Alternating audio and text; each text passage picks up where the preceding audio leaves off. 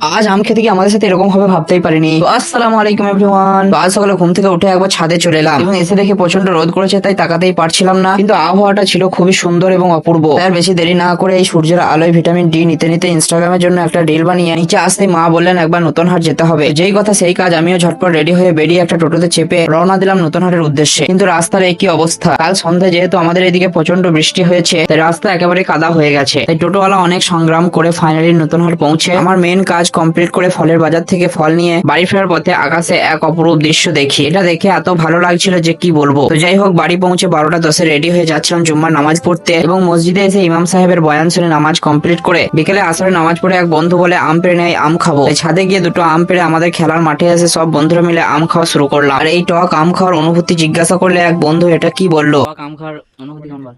চুষি আম। বলো।